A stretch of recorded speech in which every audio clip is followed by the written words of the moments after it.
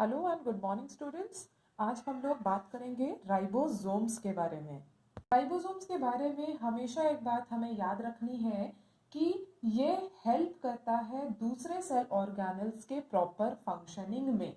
यानी कि हम इसको ऐसा भी कह सकते हैं कि अगर राइबोसोम अपना काम करना बंद कर दे सेल के अंदर तो ये ग्रेटली अफेक्ट करेगा दूसरे सेल ऑर्गेनल्स को। यानी कि दूसरे सेल ऑर्गेनल्स डिपेंड करते हैं राइबोसोम्स के ऊपर कि अगर राइबोसोम ठीक है तो हम भी ठीक तरह से काम करेंगे। अगर राइबोसोम ठीक से काम नहीं करेगा तो दूसरे सेल ऑर्गेनल्स पर भी इसका असर दिखेगा।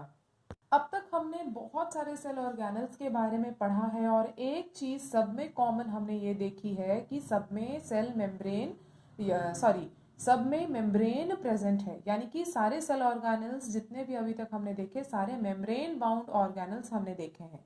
लेकिन जब हम राइबोसोम्स की बात करते हैं तो राइबोसोम्स में मेम्ब्रेन प्रेजेंट नहीं होता है। ये ऑर्गेनल्स होते हैं विदाउट अ मेम्ब्रेन और ये सेल के अंदर सबसे छोटे ग्रैन्युलर ऑर्गेनल्स होते हैं। यानी कि सेल के अंदर हम जितने भी ऑर्गेनल्स के बारे में पढ़ेंगे सबसे टाइनीएस्ट ऑर्गेनल राइबोसोम्स ही होते हैं।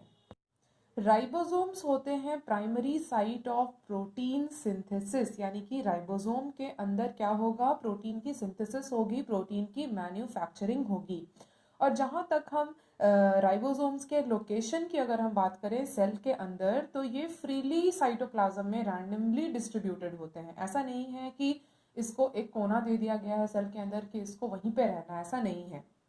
और क्योंकि ये विदाउट मेम्ब्रेन होते हैं तो खास करके हम राइबोसोम्स को किसके साथ अटैच्ड देखते हैं, एंडोप्लाज्मिक रेटिकुलम के साथ इसको अटैच्ड देखते हैं। और जब राइबोसोम्स एंडोप्लाज्मिक रेटिकुलम के साथ अटैच्ड होता है उस कंडीशन में हम एंडोप्लाज्मिक रेटिकुलम को क्या कहते हैं, रफ एंडोप्लाज्मिक रेटिकुलम कहा जाता है। राइबोसोम्स बेसिकली कंपोज्ड होते हैं या बने हुए होते हैं आरएनए और प्रोटीन से। यानी कि जो राइबोसोम्स का जो स्ट्रक्चरल कंपोनेंट है वो क्या है, आरएनए और प्रोटीन है।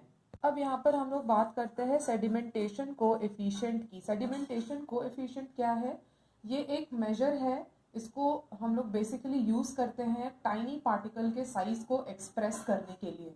तो सेडिमेंटेशन का मतलब तो हम लोग जान रहे हैं कि अगर हमें सेपरेट करना है दो चीज़ों को इन अ मिक्सचर तो हम सेडिमेंटेशन का प्रोसेस यूज करते हैं। अब यहाँ पे हमें अगर इस टाइनियस्ट पार्टिकल को बाकी सेल ऑर्गेनल से अलग करना है तो हम क्या यूज करेंगे, यहाँ पे हम लोग यूज करेंगे सेंट्रीफ्यूगेशन मेथड। सेंट्रीफ्यूगेशन मेथड में क्या होगा कि जब रोटेटरी मूवमेंट होगा तो जितने डेंस पार्टिकल होंगे वो एक्सिस के अंदर की तरफ मौजूद होंगे, लेकिन जो लेस डेंसर पार्टिकल होंगे वो एक्सिस से दूर में जाके सेटल हो जाएंगे। तो इससे पता चलेगा कि जो भारी कंपोनेंट है उस पर्टिकुलर मिक्सचर का वो सामने में है और जो हल्का कंपोनेंट है मिक्सचर का वो दूर में जाके सेटल होता है। तो सेडिमेंटेशन कोएफिशिएंट के मदद से हम ये पता लगा सकते हैं कि एक पर्टिकुलर पार्टिकल कितना टाइनी है या कितना बड़ा है। बेसिकली उसके साइज को हम क्या कर सकते हैं, गेस कर सकते हैं कि इसका साइज क्या होगा। सेडिमेंटेशन कोएफिशिएंट डिनोट किया जाता है by a capital letter S. और ये किसके ऊपर है या किसने ये दिया है, ये एक साइंटिस्ट के नाम के ऊपर दिया गया है, स्वेडबर्ग यूनिट। सेडिमेंटेशन कोएफिशिएंट को हम डिनोट करते हैं एस से, ये है स्वेडबर्ग यूनिट। और स्वेडबर्ग साइंटिस्ट के ने क्योंकि इसको डिस्कवर किया, इसकी खोज की और उन्होंने ही इस हाइपोथेसिस को रखा है हमारे सामने, इसलिए उनके नाम पर ही स्वेडबर्ग यूनिट रखा गया है, जिससे सेडिमेंटेशन कोएफिशिएंट हम पता लगा सकते हैं किसी भी टाइनी पार्टिकल का। हम यूकैरियोटिक सेल और प्रोकैरियोटिक सेल में राइबोसोम के साइज की बात करें तो यूकैरियोटिक सेल में ये थोड़े से बड़े होंगे as compare to prokaryotic cell. Eukaryotic ribosome का जो साइज होगा वो 80s होगा और प्रोकैरियोटिक राइबोसोम का जो साइज होगा वो 70s होगा। यानी कि हम सेडिमेंटेशन कोएफिशिएंट के बेसिस पर ये पता लगाएंगे कि साइज कितना ग्रेटर होगा या कितना स्मॉलर होगा। यानी कि यहाँ पे हम कह सकते हैं कि जितना ज्यादा सेडिमेंटेशन कोएफिशिएंट होगा, मतलब greater the sedimentation coefficient greater is the size. तो सेडिमेंटेशन कोएफिशिएंट को हम कह सकते हैं कि ये डायरेक्टली प्रोपोर्शनल है टू द साइज। जितना ज्यादा सेडिमेंटेशन कोएफिशिएंट होगा उतना ज्यादा ग्रेटर साइज होगा किसी पर्टिकुलर पार्टिकल का। अगर हम इसको समराइज करेंगे और इसको एज अ सिग्निफिकेंस हम पढ़ेंगे राइबोसोम का, तो हमने ऑलरेडी ये पढ़ लिया है कि राइबोसोम क्या है, साइट फॉर प्रोटीन सिंथेसिस है। यानी कि सबसे बेसिक या इम्पॉर्टेंट जो काम राइबोसोम का है वो क्या है, प्रोटीन का सिंथेसिस करना। राइबोसोम में क्योंकि एंजाइम्स प्रेजेंट होते हैं और ये एंजाइम्स खास करके हेल्प करते हैं प्रोटीन सिंथेसिस में ही। तो अब तक हमने सारे बेसिक सेल ऑर्गेनल्स के बारे में पढ़ लिया। अब हमें ये जानना जरूरी है कि सेल के अंदर सारी चीजें कैसे कंट्रोल्ड और सिस्टमैटिक ढंग से या सिंक्रोनाइज्ड पैटर्न में काम होती हैं।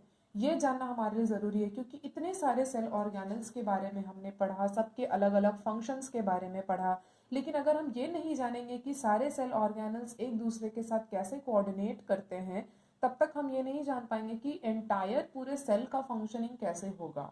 फॉर एग्जाम्पल, हमारा हाथ, हमारा पैर, हमारा सर, सारा पार्ट हमारा बॉडी का क्या है, भले ही अलग अलग पार्ट है, अलग अलग फंक्शन है, लेकिन सारे फंक्शंस क्या होते हैं, कोऑर्डिनेटेड होते हैं। तभी हम एज एन होल ऑर्गेनिज्म कोई भी पर्टिकुलर काम को परफॉर्म कर पाते हैं। तो जब हम बात करते हैं एंटायर सेल के फंक्शनिंग की, क्योंकि इसमें सारे सेल ऑर्गेनल्स इन्वॉल्व हैं अलग अलग फंक्शंस के साथ, तो बेसिकली हमने क्या पढ़ा कि न्यूक्लियस जो कि ब्रेन ऑफ द सेल है या कंट्रोल सेंटर है, सीपीयू हम बोल सकते हैं हमारे सेल का। तो न्यूक्लियस के अंदर क्या प्रेजेंट है, डीएनए प्रेजेंट है। अब ये डीएनए क्या करेगा, मैसेज सेंड करेगा in the form of messenger RNA. ये सब के बारे में हम डिटेल में पढ़ेंगे इन अपकमिंग चैप्टर्स। तो मैसेज सेंड किया जाएगा प्रोटीन सिंथेसिस के लिए, तो ये न्यूक्लियर पोर से होते हुए आ जाएगा साइटोप्लाज्म में, और साइटोप्लाज्म में बेसिकली प्रोटीन सिंथेसिस कहाँ होती है, राइबोसोम के अंदर। तो रफ एंडोप्लाज्मिक रेटिकुलम में जाने के बाद, क्योंकि राइबोसोम में प्रोटीन की बिल्डिंग होगी या राइबोसोम्स प्रेजेंट होते हैं जो कि प्रोटीन बिल्ड करते हैं एज mRNA इज ट्रांसलेटेड। यानी कि जो कोड सेंड किया जा रहा है मैसेज को प्रोटीन को सिंथेसाइज करने के लिए, तो ये जो मैसेंजर आरएनए है इसकी ट्रांसलेशन होती है। तो जब ट्रांसलेशन होगा तो जो प्रोटीन बना, रेस्पेक्टिव प्रोटीन बना जिसके लिए मैसेज आया था, ये रफ एंडोप्लाज्मिक रेटिकुलम से चला जाएगा गोल्गी बॉडी में। और हम जानते हैं कि गोल्गी बॉडी में क्या होता है, पैकेजिंग होता है किसी भी चीज़ का जो कि नया बना है। अब पैकेजिंग भी होगा और ट्रांसपोर्ट वेसिकल्स में वो भरा जाएगा और फिर ये दूसरे सेल्यूलर कंपोनेंट्स में जाएगा या दूसरे पार्ट्स में जाएगा जहाँ पे इस पर्टिकुलर सिंथेसाइज प्रोटीन की आवश्यकता है। तो इस तरह से हम देखते हैं कि सीक्वेंस में सारी चीज़ें हो रही है, सीक्वेंस में सारे काम हो रहे हैं और एंटायर फंक्शन जो एक पर्टिकुलर सेल को करना चाहिए वो तरीके से हो रहा है।